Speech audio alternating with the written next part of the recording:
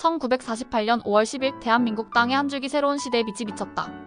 이날은 우리 역사에서 처음으로 모든 성인 남녀에게 투표권이 부여된 날이었다. 21세 이상의 모든 남녀가 신분과 재산, 성별의 차별 없이 국가의 구성원을 뽑을 수 있는 권리를 행사한 바로 대한민국 최초의 보통선거 510 총선거가 치러진 날이다.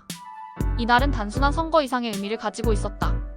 일제강점기 36년을 거치며 짓밟힌 민족의 자존, 그 억눌린 세월을 딛고 드디어 국민 스스로가 자신들의 대표를 뽑아 나라를 세울 수 있게 된 순간이었다. 대한민국 현대 정치사의 출발선, 그 첫 발이 바로 이 510 총선이었다. 총 200개의 선거구가 마련되었고 전국 각지에서 유권자들은 한 표를 행사하기 위해 기능열을 이루었다. 투표용지를 손에 쥔 이들은 떨리는 손으로 기표했고 그 표에는 새로운 나라를 향한 희망과 두려움, 그리고 묵직한 책임감이 깃들어 있었다. 선거권은 21세 이상의 모든 국민에게 주어졌는데 이는 남녀 구별 없이 당시로서는 혁명적인 조치였다. 왕조시대는 물론 식민지 시기를 거치며 단 한 번도 경험하지 못했던 모든 국민이 동등하게 국가 형성에 참여하는 민주적 절차가 처음으로 현실이 된 것이었다. 그러나 이 위대한 출발에는 어두운 그림자도 드리워져 있었다. 먼저 선거가 전국 모든 지역에서 순조롭게 이루어진 것은 아니었다. 특히 제주도에서는 심각한 상황이 벌어지고 있었다. 1948년 4월 3일 제주 44망쟁이 발발했다. 남북분단을 반대하고 단독정부 수립에 반대했던 제주 민중들은 남로당 세력과 연대하여 무장봉기를 일으켰다. 이에 미군정과 서북청년단, 경찰 등이 강경 진압에 나섰고 이 과정에서 수많은 민간인이 희생되었다. 결국 제주도 3개 선거구 중 2곳에서는 아예 선거가 치러지지 못했다. 이것은 510 총선이 단순한 민주주의 축제가 아니라 분단과 폭력의 그림자 속에서 치러졌음을 상징적으로 보여주는 사건이었다. 또한 이번 선거에는 김규식 계열을 비롯한 좌우통합파들이 대거 불참했다. 이들은 남한만의 단독정부 수립을 강하게 반대했다.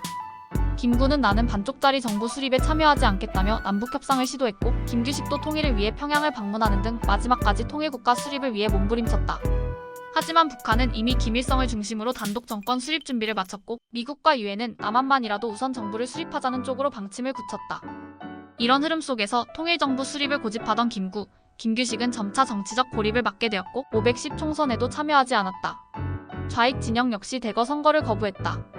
남조선노동당과 좌파 계열 인사들은 510 총선을 분당 고착화의 음모라고 규정하며 후보 등록을 거부하고 심지어 일부 지역에서는 선거 방해와 테러까지 감행했다.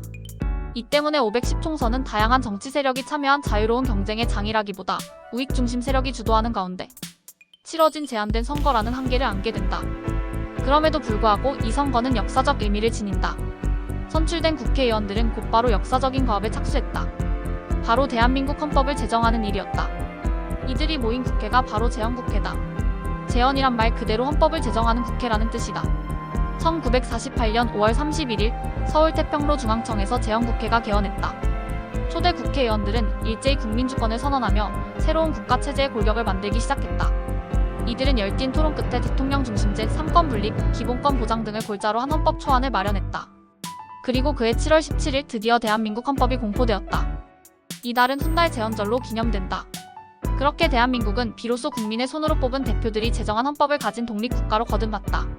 510 총선은 비록 제주 43사건, 좌우 대립 분단이라는 비극적 조건 속에서 치러졌지만 그럼에도 불구하고 대한민국 민주주의의 씨앗을 뿌린 결정적 순간이었다.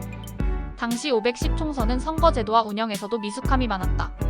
투표소에서는 부정선거 시비도 끊이지 않았고 곳곳에서 무효표 논란도 발생했다. 문맹률이 높아 유권자들의 제대로 된 의사표현이 어려웠다는 비판도 존재했다.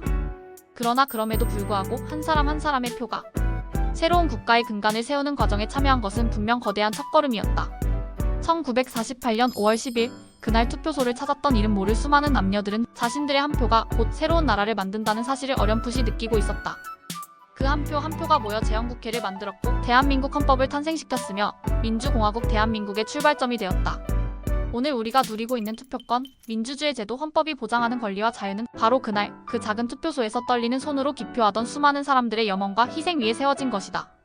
1948년 5월 10일 그날은 단지 선거일이 아니었다. 그날은 한민족이 스스로를 주권자로 선언한 영원히 잊지 말아야 할 민주주의의 탄생일이었다.